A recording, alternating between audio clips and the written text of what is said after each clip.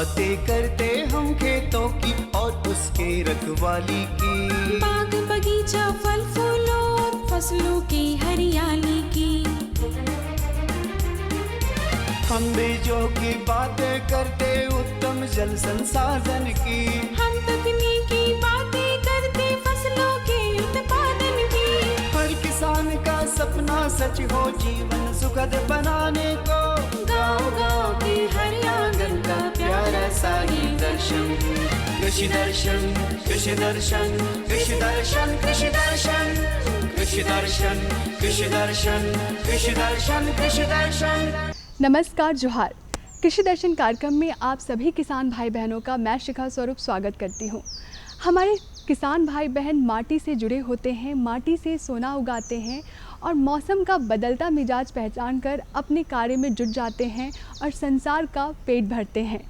इसीलिए हम अपने कार्यक्रम के माध्यम से किसानों की हर वो मदद करते हैं जिससे उनकी खेती किसानी बेहतर हो सके, आसान हो सके।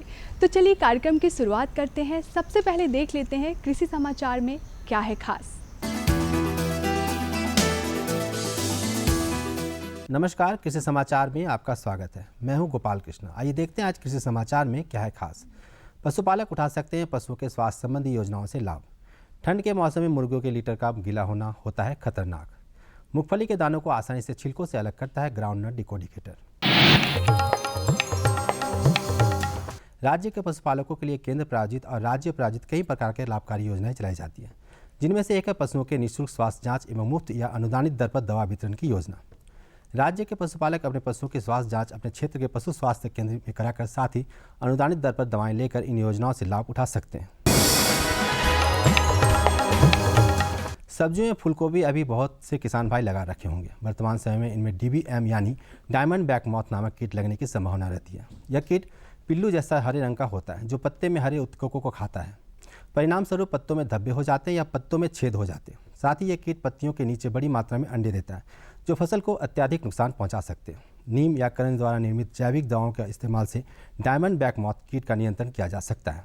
यदि कीट का प्रकोप ज़्यादा हो तो इकालैक्स नामक दवा का घोल बनाकर फसल पर छिड़काव करना लाभदायक होता है। रबी के मौसम में चना हमारे झारखंड में प्रमुखता रूप से उपजाई जाती है। जो किसान भाई चना समय पर नहीं लगा पाए हैं और वे चना की बुआई करना चाहते हैं तो उनके लिए विलंब से बुआई योग्य चना के उन्नत प्रभेद है JPG 59 और काबुल चना का प्रभेद है काग 2। चना के इन प्रभेदों को लगाकर आप लाभान्वित हो सकते हैं।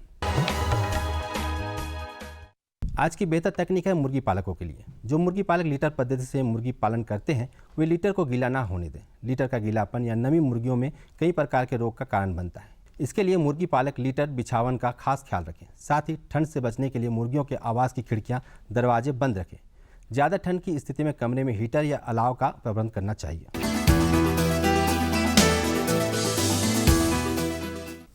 तैयार मूंगफली के दानों को हाथों द्वारा छिलकों से अलग करना मशक्कत भरा काम तो नहीं, परंतु इसमें समय काफ़ी लगता है।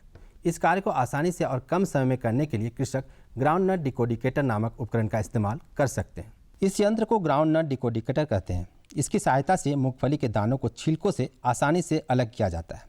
यह उपकरण एक दिन में लगभग 2.5 से 3 क्विंटल मूंगफली के दानों को छिलकों से अलग करने में क्षमता रखता है। इस उपकरण को बिरसा कृषि विश्वविद्यालय के अभियंत्रण विभाग से प्राप्त किया जा सकता है। और अब एक नजर राज्य के कुछ प्रमुख शहरों के मौसम के मिजाज पर। आज राज्य के कुछ प्रमुख शहरों के तापमान इस प्रकार दर्ज किए गए। रांची अधिकतम 21 डिग्री सेल्सियस और न्यूनतम 9 डिग्री सेल्सियस। देवघर अधिकतम 25 डिग्री सेल्सियस और न्यूनतम 10 डिग्री सेल्सियस। जमशेदपुर अधिकतम 23 डिग्री सेल्सियस और न्यूनतम 11 डिग्री सेल्सियस। मेदिनीनगर अधिकतम 24 डिग्री सेल्सियस और न्यूनतम 9 डिग्री सेल्सियस।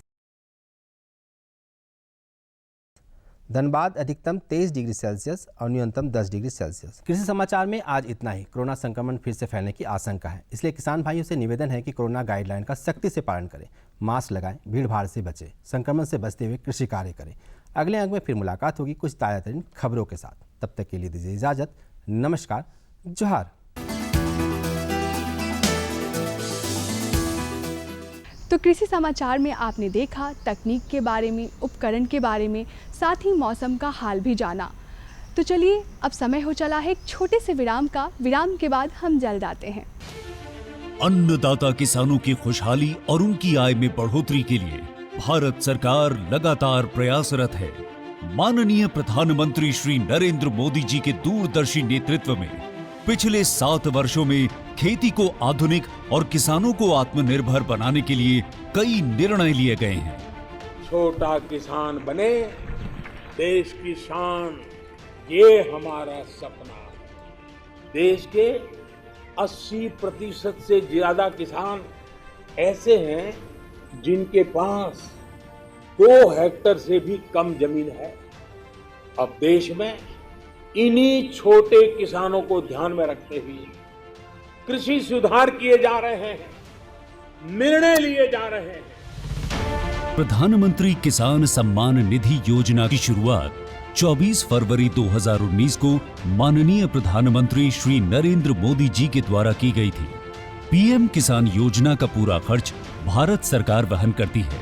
इसके तहत लाभार्थी किसानों को हर साल 6,000 रुपए की सम्मान राशि 2,000 रुपए की 3 समान किस्तों में सीधे उनके बैंक खातों में हस्तांतरित की जाती है। अब तक 11 करोड़ से भी अधिक लाभार्थी किसानों के बैंक खातों में 1,58,000 करोड़ रुपए से अधिक की राशि सीधे ट्रांसफर की जा चुकी है। किस्तों की जानकारी किसानों को एसएमएस के माध्यम से दी जाती है। இப்போ நேரா நாங்க வந்து பேங்க்குக்கு ஆக்சுவல் போகும்போது அந்த பணத்தை நாங்க வித்ரா பண்ணிட்டு வந்து நாங்க விவசாயம் பண்ணிக்கிறோம்। इस मदद से बुआई के पहले अब किसानों को बीज, खाद, कीटनाशक और कृषि संबंधी अन्य जरूरतों के लिए साहूकारों के आगे हाथ नहीं फैलाना पड़ता। અને એના લીધે મારે કોઈ જોડે કે સગા સંબંધી કે મિત્રો જોડે મારે ઉછીના પૈસા લેવાની જરૂર પડતી નથી અને એનાથી હું સારી એવી खेती કરી શકું છું। इस योजना से मिले लाभ तथा आवेदन की स्थिति देखने के लिए पीएम किसान पोर्टल लॉन्च किया गया है। इस पोर्टल के माध्यम से पात्र किसान अपना पंजीकरण स्वयं करने के साथ साथ अब तक मिले लाभ और अपने आवेदन की स्थिति फार्मर्स कॉर्नर से देख सकते हैं। इस योजना का लाभ पात्र किसानों को ही मिल सके, इसके लिए इस प्रक्रिया को फूल प्रूफ बनाते हुए इसे आधार और इनकम टैक्स वेरिफिकेशन के साथ साथ फिजिकल वेरिफिकेशन से भी जोड़ा गया है। इसके अलावा किसानों की सुविधाओं और जानकारी के लिए पीएम किसान मोबाइल ऐप भी विकसित किया गया है। पीएम किसान सम्मान निधि योजना का लाभ देश के सभी राज्यों और केंद्र शासित प्रदेशों के किसानों को मिल रहा है। इसे हासिल करके हमारा किसान सबल और आत्मनिर्भर हो रहा है। इस स्कीम ने हमारा भारत सरकार ने हमारा किसान के लिए बहुत बड़ा सम्मान दिया है। इसीलिए हम भारत सरकार को, प्रधानमंत्री नरेंद्र मोदी जी को हम बहुत बहुत धन्यवाद देती हूँ। आत्मनिर्भर भारत की पहचान प्रगतिशील और समर्थ किसान। तो किसान भाई बहनों, विराम के बाद आप सभी का स्वागत है। तो आज की जो हमारी पहली जानकारी है आप सबके लिए, पशुपालन व्यवसाय से किसानों को लाभ। खेती किसानी के साथ साथ पशुपालन एक ऐसा व्यवसाय है जिससे किसानों को साल भर लाभ मिलता है। तो चलिए देखते हैं ये फीचर और लेते हैं जानकारी कि पशुपालन व्यवसाय से किसानों के आय में कितनी वृद्धि हो सकती है। भारतीय किसान प्राचीन काल से खेती के साथ साथ पशुपालन भी करते आ रहे हैं। यहाँ के किसानों के लिए खेती जितना मायने रखता है उतना ही मायने पशुपालन भी रखता है। यहाँ पर खेती को लाभदायक व्यवसाय के तौर पर देखा जाता है, साथ ही पशुपालन को भी लाभदायक व्यवसाय के तौर पर देखा जाता है। इस वक्त हम आ पहुँचे हैं बिरसा कृषि विश्वविद्यालय और हमारे साथ बात करने के लिए विशेषज्ञ के तौर पर डॉक्टर रविंद्र कुमार हैं। हम इनसे जानेंगे कि पशुपालन व्यवसाय में किसानों को किस तरह से मुनाफा हो सकता है। डॉक्टर साहब, आपका बहुत बहुत स्वागत है हमारे कार्यक्रम में। सबसे पहले तो यही जानने की कोशिश करेंगे कि किसान के लिए पशुपालन कितना ज़रूरी है, कैसे उनको मुनाफा हो सकता है। झारखंड की यदि बात करते हैं तो झारखंड के ज़्यादातर किसान या तो बहुत छोटे भूमि हैं उनके पास, जिनको कहते हैं सीमांत किसान हैं, या लो लैंड के या स्मॉल लैंड के में हैं उनमें। तो ज़्यादातर जो किसान जिन पे खेती के लिए ज़मीन कम है उसके लिए पशुपालन एक काफ़ी अच्छा साधन है आय अच्छा कमाने के लिए, आय ज़्यादा करने के लिए। तो हमारे झारखंड के जो किसान हैं वो कृषि के साथ साथ पशुपालन से जुड़ सकते हैं। जैसा कि हम लोग जानते हैं कि कृषि और पशुपालन का अनुनाश्रय संबंध है, दोनों एक दूसरे से जुड़ा हुआ है। तो इसमें ज़्यादा यदि मुनाफे की बात करते हैं तो किसानों को खेती के साथ साथ पशुपालन से जुड़ना ही होगा, तभी उनको ज़्यादा फायदा हो सकता है। पशुपालन एक ऐसा व्यवसाय माना जाता है जिसमें घाटे की संभावना बहुत कम होती है। आज के समय में यह व्यवसाय बहुत ही तेजी से अपना पांव पसार रहा है। इस क्षेत्र में आज के समय में कई नई वैज्ञानिक पद्धतियां विकसित हो गई हैं, तो जो किसानों के लिए काफ़ी लाभदायक साबित हो रही है। झारखंड के जो भी किसान हैं, अभी जैसे हम लोग देखते हैं कि झारखंड के जो ग्रामीण स्तर के किसान हैं या शहरी स्तर के किसान हैं, ज़्यादातर किसान पशुपालन से जुड़े हैं। जैसे कि उसमें बकरी पालन है, सूकर पालन है, गाय पालन है। तो मैं कहूँगा कि जो वैसे किसान जो ग्रामीण परिवेश से जुड़े हैं तो उनके लिए सूकर पालन और गाय पालन काफ़ी उपयुक्त है। और ये सूकर पालन और गाय पालन या सूकर पालन बकरी पालन से वो बहुत अच्छा मुनाफा कमा सकते हैं। बकरी पालन जैसा कि हम लोग जानते हैं कि गरीबों की गाय उसको कहते हैं।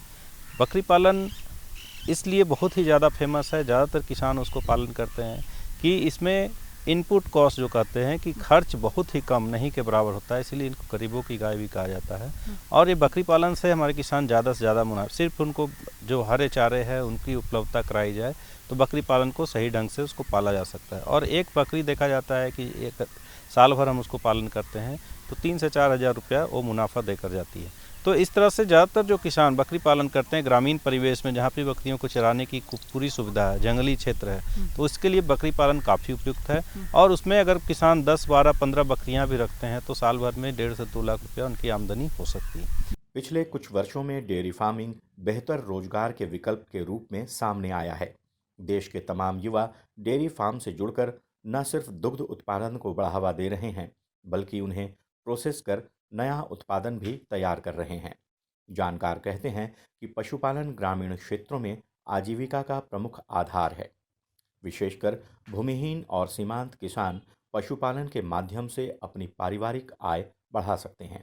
जो पशुपालन है, पशुपालन और खेती अगर करते हैं तो खेती का जितना भी जो बेकार खाद्य पदार्थ है जिसको बाय प्रोडक्ट हम लोग कहते हैं, तो उसको हम पशुओं को खिलाने के लिए उपयोग कर सकते हैं। पशुओं का जितना अपशिष्ट है उसको हम लोग खेतों में डालने से वो काफ़ी जो है कि उसमें खेतों की उर्वरा शक्ति बढ़ती है, उत्पादन क्षमता बढ़ती है। तो इस तरह से किसान जो है बकरी पालन, सूकर पालन ग्रामीण परिवेश में कर सकते हैं। अगर शहरी परिवेश की बात करते हैं तो वहाँ पे गाय पालन और सूकर पालन दोनों है। सूकर पालन शहरी परिवेश में बड़े स्तर पे किया जा रहा है। सूकर पालन के साथ साथ हमारे किसान ज़्यादा आमदनी के लिए मछली पालन भी कर सकते हैं। तो उसमें देखा जाता है कि अगर सूकर के साथ साथ मछली पालन करते हैं तो काफ़ी ज़्यादा फ़ायदेमंद है। बहुत सारे किसान, जैसे कि झारखंड की बात करते हैं तो बहुत सारे किसान सूकर पालन के साथ साथ मछली पालन कर रहे हैं। तो उसमें ये फ़ायदा होता है कि अभी देखा जाता है कि खेतों में कभी कभी जो है सीजन में पानी की भी कमी हो जाती है, तो उसमें मछली पालन जब करते हैं तो पानी को जो स्टोर रखते हैं उसमें मछली भी उत्पादन कर सकते हैं। जो सूकर पालन का जो अपशिष्ट है वो तालाब में जा सकता है और इस तरह से तालाब का पानी को हम लोग सिंचाई के लिए उपयोग करते हैं तो उसमें जो है कि खेतों की उर्वरा शक्ति बढ़ती है, उत्पादन क्षमता बढ़ता है। साथ ही साथ जो खेती के लिए जो उपयोग किया जाता है खाद और ये सब, उसको उसमें जो उसकी लागत में जो है इस तरह से कमी आती है। तो इस तरह से काफ़ी फायदेमंद है। पशुपालन से ग्रामीण क्षेत्रों में बेरोजगारी की समस्या का निवारण किया जा सकता है। पशुपालन में अधिकतर महिलाएं संलग्न होती हैं। पशु उत्पाद ग्रामीण निर्धनों के लिए प्रोटीन एवं पोषक तत्वों का प्रमुख स्रोत है।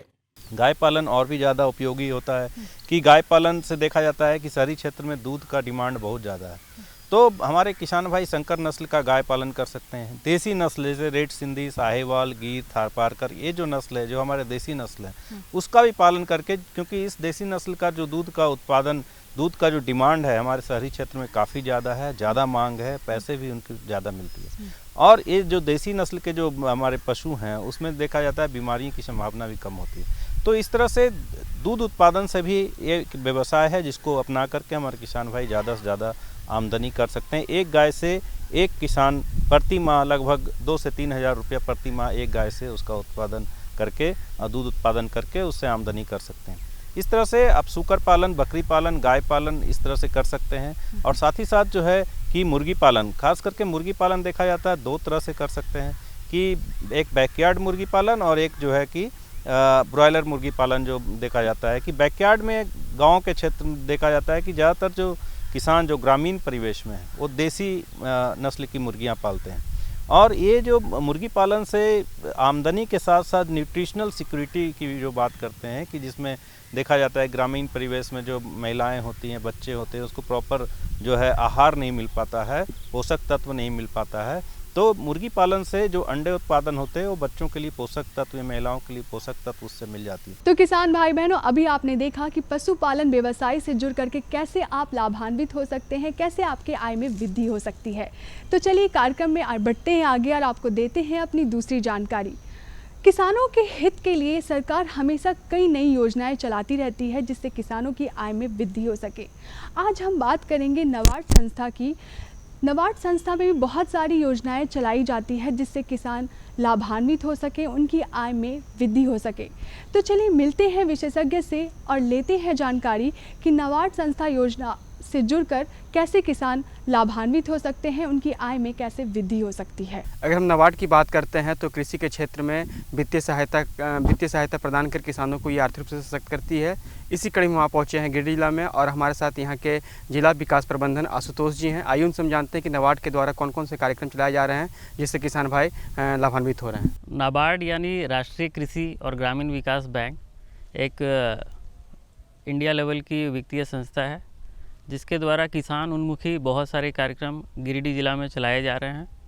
सबसे पहले हम अगर आदिवासी किसानों की बात करें तो उनके साथ हम लोग आदिवासी विकास निधि से हम लोग आदिवासी डेवलपमेंट के लिए हम लोग वाड़ी कार्यक्रम कर रहे हैं।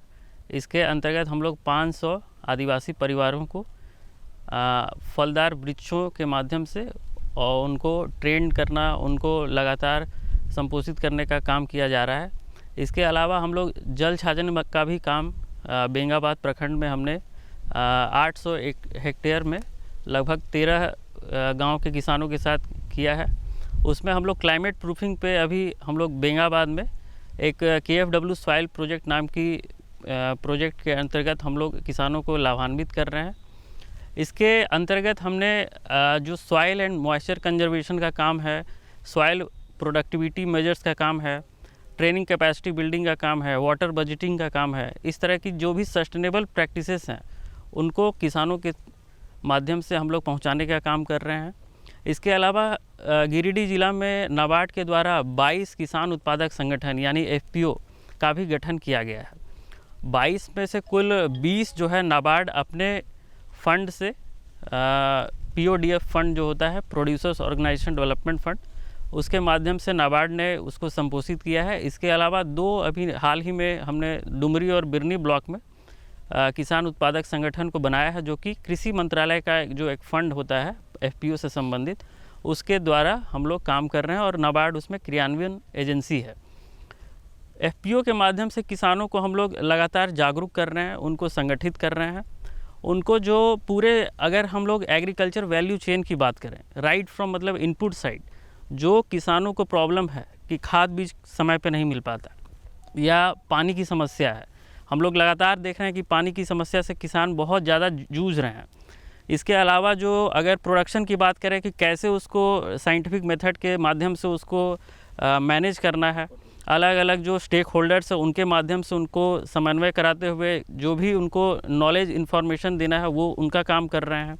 इसके अलावा जो पोस्ट हार्वेस्ट की अगर बात करते हैं, जो स्टोरेज से संबंधित जो प्रॉब्लम्स आती है उनको, उनके पास वेयर हाउस नहीं है या कोल्ड स्टोरेज नहीं है या प्रोसेसिंग से संबंधित उनके पास ना ही तकनीकी ज्ञान है, ना ही जो इक्विपमेंट्स है वो भी नहीं है।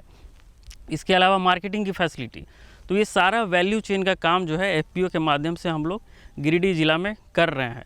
अभी हम लोग रिसेंटली ही गांडे प्रखंड में 2 ऐसे पंचायत हैं, दासडी पंचायत और ये अहिल्यापुर, वहाँ पे हमने 10 मेट्रिक टन का सोलर कोल्ड रूम, जो एक मिनी कोल्ड स्टोरेज होता है 10 मेट्रिक टन का, उसको हमने किसानों के साथ FPO के माध्यम से करवाया है। और ये बहुत ही एक अनूठी योजना के अंतर्गत करवाई गई है।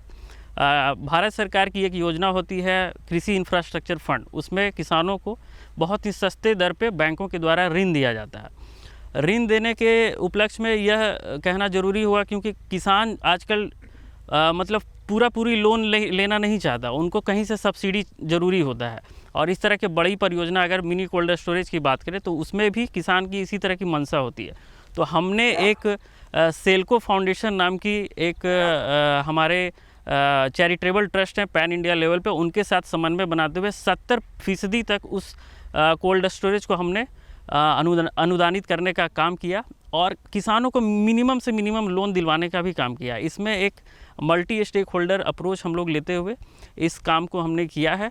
और ये एक stand alone mini cold storage नहीं होगा, इसको हम लोग आगे जो वैल्यू चेन है, टोमेटो का वैल्यू चेन हो सकता है, जो भी हम लोग वहाँ पे फसल रख रहे हैं उसका प्रोसेसिंग और वैल्यू एडिशन करते हुए भी हमारी परिकल्पना यह है कि हमारे गिरिडीह में एक ऐसा FPO का मार्ट होगा जो कुल जो हमारे 22 FPO हैं उनसे जुड़े हुए जितने भी किसान हैं, हमारे प्रत्येक FPO में लगभग जो है 200, 300, 400 करके किसान, लगभग 4000, 5000 किसानों को जो एग्रीकल्चर के जो प्रोड्यूस हैं उस FPO मार्ट के द्वारा वहाँ पे बिक्री हो और किसान डायरेक्ट उसमें लाभ कमाए। किसान योजनाओं की बात बताया कि काफ़ी सारी योजनाएं जो है नाबार्ड के द्वारा किसानों के हित पे चलाई जा रही है, लेकिन किसान की पहुंच भी नाबार्ड तक हो, इसके लिए क्या किसान भाई क्या करे कि वहाँ नाबार्ड से जुड़े और इन योजनाओं का लाभ ले सकें? किसानों की पहुंच नाबार्ड के लिए सिंपल है, हमारा एक जिला विकास का यहाँ पे कार्यालय होता है, वहाँ पे वो संपर्क कर सकते हैं। हमारा वेबसाइट बना हुआ है और जो हम यहाँ पे जैसे गिरिडीह की अगर बात करें कुल 13 प्रखंडों में हम लोग का अभी पहुँच 11 प्रखंड में हो चुका है और केवल 2 ही ऐसे प्रखंड है जहाँ हमारा कोई उस तरह का बड़ा प्रोजेक्ट अभी नहीं चल रहा है, गामा और पीरटांड, जो कि हम लोग बहुत ही जल्द निकट भविष्य में ही शुरू करेंगे। तो किसान भाई अगर इस तरह की कोई काम करना चाहते हैं तो एक समूह बनाते हुए जो वहाँ के स्थानीय नॉन गवर्नमेंटल ऑर्गेनाइजेशन है, जो NGO हैं या कृषि विज्ञान केंद्र से जुड़े हुए हैं। देखिए आज के डेट में सबसे बड़ा प्रॉब्लम यह है कि कोई एक एजेंसी अगर चाहती है कि कृषि को सही ढंग से चला पाए तो उसके पास शायद फंड की शॉर्टेज होगी। तो अगर हम एक मल्टी स्टेक होल्डर अप्रोच लें, कन्वर्जेंस का सहारा लें, तो हम लोग एक मॉडल क्रिएट कर सकते हैं। उसमें हर एक संस्था का अपना अपना रोल रहेगा, बैंक का रोल रहेगा, नाबार्ड का रोल रहेगा, KVK का रोल रहेगा, गैर सरकारी संस्थानें जो जुड़ी होंगी उनका भी रोल रहेगा। तो किसान भाई हमें डायरेक्ट भी संपर्क कर सकते हैं और इन जितनी मैंने यहाँ पे संस्थाएं बताएं उनके माध्यम से भी संपर्क कर सकते हैं। अगर हम योजनाओं के प्रचार प्रसार की बात करते हैं, क्योंकि प्रचार प्रसार बहुत ही महत्वपूर्ण है, बहुत सारी योजनाएं किसानों को पता नहीं चल पाती कि क्या योजना चल रही है, तो योजनाओं के प्रचार प्रसार के लिए क्या कदम उठाए जा रहे हैं? नाबार्ड का फाइनेंशियल इंक्लूजन फंड होता है, उसके तहत हमारे गिरिडीह जिला में अभी रिसेंटली हमारे झारखंड क्षेत्रीय कार्यालय के द्वारा 5 group level training exposure programme जो भी किसान भाई हैं, जो भी महिला कृषक समूह हैं, उनके लिए प्रदान किया गया है। और ऐसी इस तरह की जो ट्रेनिंग की प्रोग्राम्स है वो लगातार हम लोग करवाते भी रहते हैं, जिसके माध्यम से किसानों को जागरूकता होती है। जो भी स्कीम्स है, बैंक की स्कीम्स हो गई, राज्य सरकार की स्कीम्स हो गई, भारत सरकार की स्कीम्स हो गई या नाबार्ड की खुद अपनी स्कीम्स हो गई, इस पर हम लोग लगातार प्रचार प्रसार करते ही रहते हैं। माननीय प्रधानमंत्री जी का कहना है कि हमारे देश के किसान जो हैं वो आर्थिक रूप से सशक्त हों, उनकी आमदनी 4 गुनी नहीं 6 गुनी बढ़े। अगर आमदनी वृद्धि की बात करते हैं, नाबार्ड की बात करते हैं, नाबार्ड किस तरीके से सहयोग कर रहा है किसानों की आमदनी बढ़ाने में? देखिए आमदनी बढ़ाना भी एक जो है, इसमें भी सभी लोगों का रोल रहेगा। केवल नाबार्ड का हम बात करें तो उसमें जो हमारी परियोजनाएं हैं, जो भी फंड दे रहे हैं उसमें हम दूसरे का समन्वय बना के वहाँ से भी फंड, मान लेते हैं कि किसान हमने बीज किसान को दिया है, उसके पास पानी की प्रॉब्लम है, तो हम जो झारखंड सरकार की या राज्य सरकार की जो योजनाएं हैं उससे समन्वय बनाते हुए अगर हम उसके लागत को कम करते हैं तो ज़रूर उसके इनकम में बढ़ोतरी दिखेगी।